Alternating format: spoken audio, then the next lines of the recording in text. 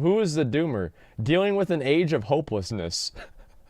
If you frequent the internet, you have likely seen memes and videos with a character known as Doomer and or any of his counter characters, Boomer, Bloomer, and Zoomer. If you have not, these are them. Each of these characters represents a distinct personality type, usually associated with a specific generation within current society. The Doomer character is especially popular and is what we will be focusing on here. Alright. The Doomer is an individual who is typically in their 20s and male, although a Doomer in the philosophical sense does not need to be either. He or she does, however, need to be someone who feels a sense of aimlessness and loneliness, and is consequently stricken with a deep despair for life. For the Doomer, life is meaningless, and the world is inevitably doomed by humanity's ignorance, greed, and futility. As a result, the Doomer sees little to no reason in engaging in traditional pursuits, and thus retreats from society into apathetic isolation.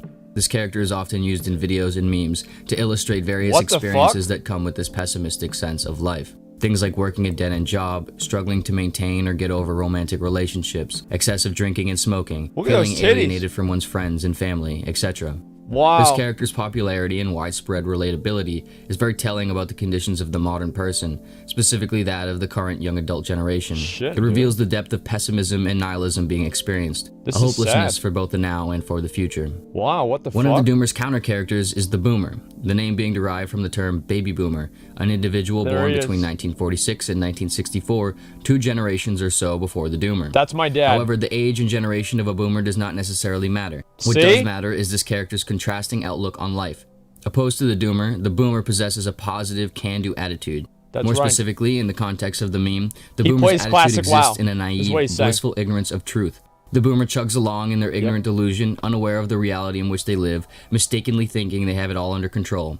Where the Doomer is aware of the world's conditions and consequently pessimistic about them, the Boomer is unaware and thus ignorantly blissful. Unlike the baby boomers, the Doomer was born in or around the 90s and grew up through an era when technology developed at an unprecedented rate in an exceptionally small amount of time. Can we stop making this one about me? Wait, I mean, this is becoming personal. Okay, we're 2 minutes in. This is becoming very, very, very personal. And you know? Time. The advent of the internet as well as affordable internet devices would completely change the way people could experience and understand the world. During this internet generation, children and young adults had access to a completely open and constant flow of information. An ability to see, hear, talk with, and engage in the entire world in real time, all the time.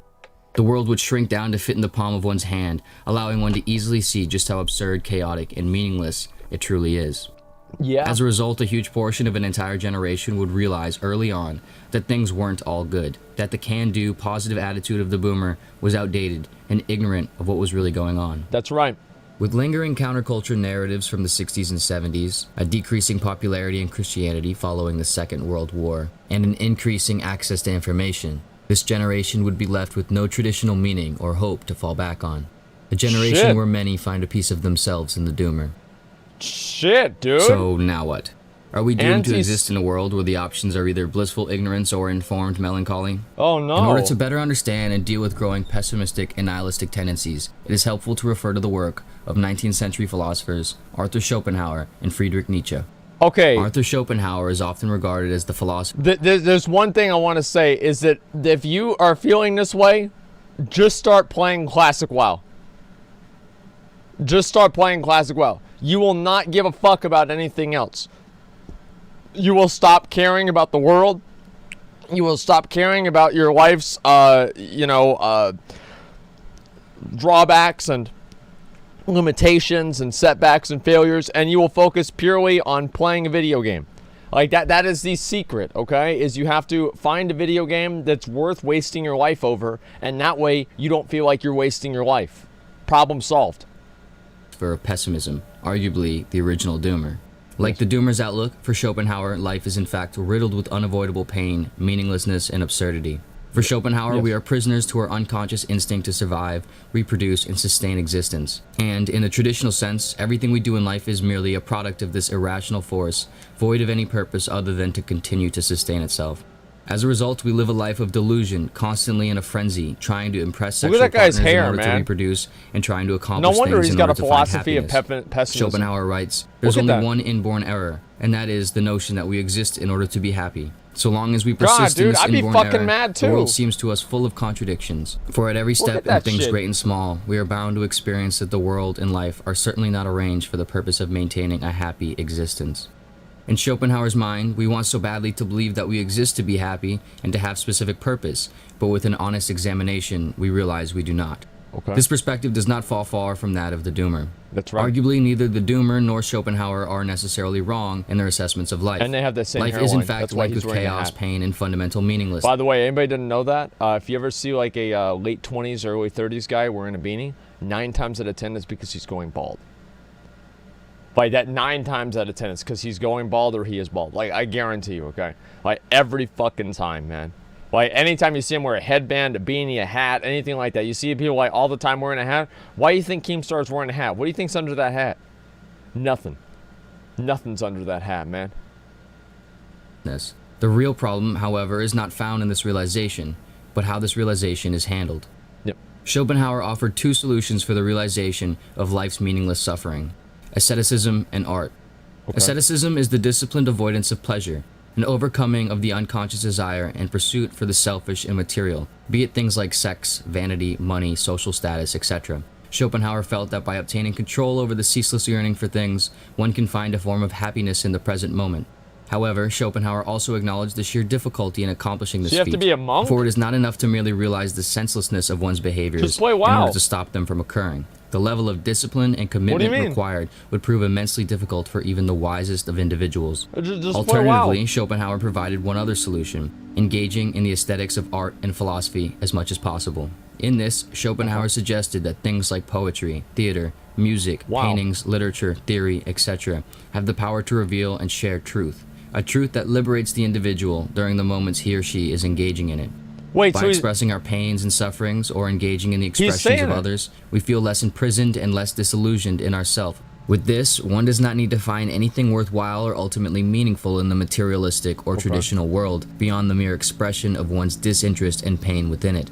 In expressing pain and absurdity through arts and philosophy, Shit, the pain and dude. absurdity is transmuted into wonder and purpose for oneself as well as others. yeah, true. Interestingly enough, the Doomer Big meme true. itself embodies this idea. The creation, sharing, and engaging of Doomer content is an example of a Doomer expressing their sense of doom and translating it into something enjoyable and meaningful. In an attempt to take this idea further, we will look to the philosophy of Friedrich Nietzsche, a philosopher renowned for his nihilistic take on So that guy actually literally was basically like, just focus on shit that doesn't like, you know, it's not like sex or anything, and then focus on art.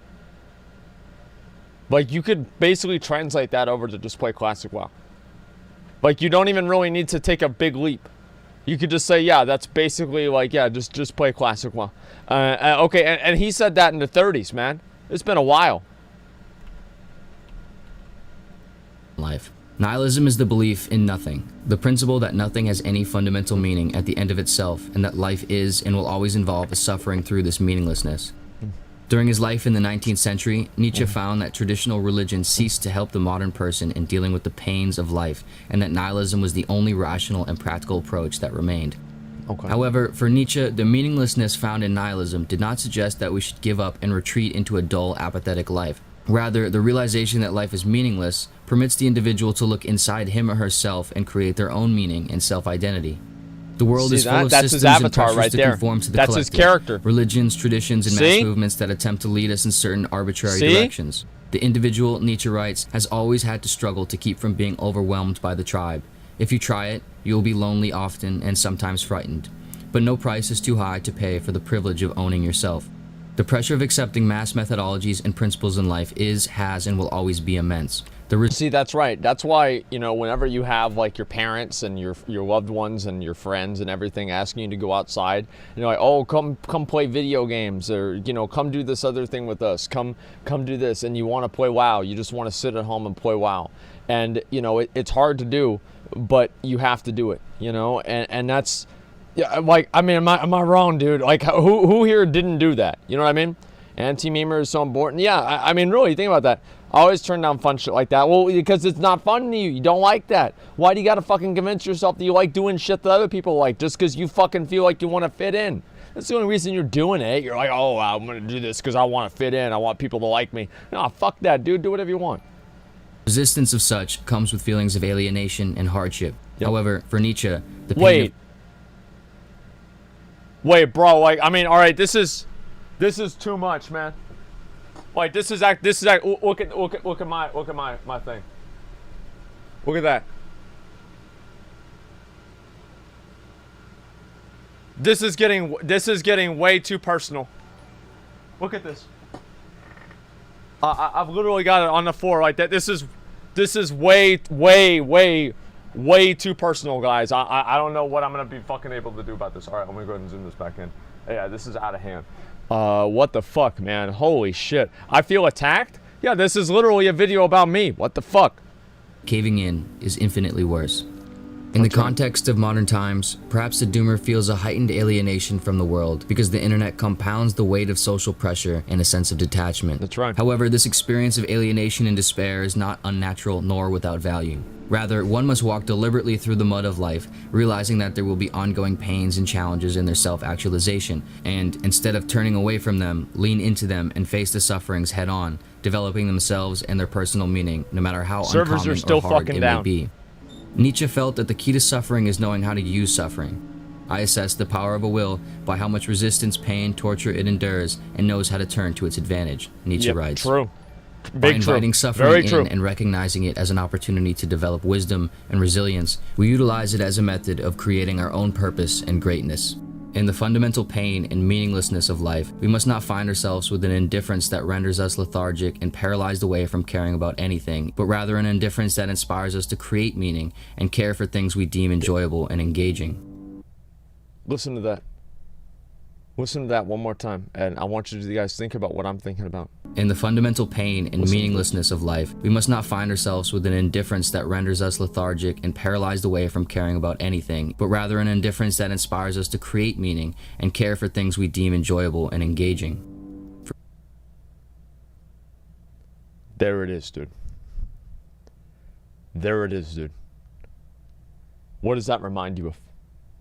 For both Nietzsche and Schopenhauer, the greatest reason for life is found in the self-realization and self-expression of one's unique truth, the utilization of the suffering and chaos in life, and turning it into wonder, wisdom, and greatness. With this in mind, if we square away our life as best we can, accepting the inevitable chaos and suffering, if we obtain the money we can, want, and need to sustain our life, attempting to keep a close eye on our unconscious, irrational desires, and if we live with an interest to create personal meaning and engage in expressive activities, then we can build a life worth living, even in the face of apparent chaos, doom, or futility.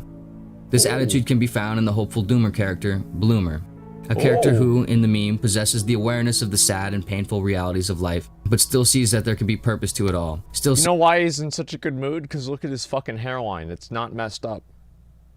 Like, I would be so happy. Look at that. Look at that hairline. Like, of course he's in a good fucking mood. Like, look at that. I mean, you see the other guy's wearing a beanie, dude. He's high as fuck. Yeah, that's true. Like, think about that, man. Think about that shit.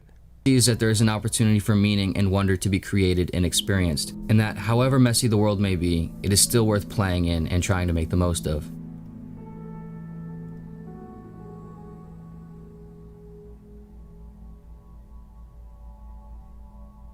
So that's why you should probably just play video games all the time, right? And this has always been like my, my mindset is just play video games all the fucking time and it is going to be fine. You know, that's what I've always done, and it doesn't work all the way, but, usually it does. Doomer plays WoW. This is going to be a great video. I can already guarantee you it's going to happen. It's going to be great.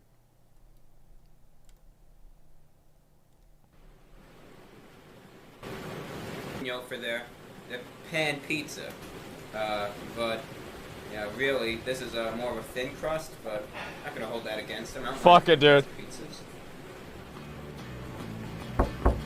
Oh. Yep. Okay.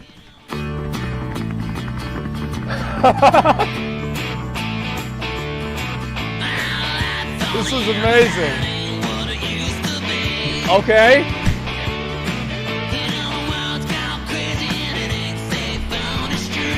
Wow. Look at that, man. Look how beautiful this game is. Okay.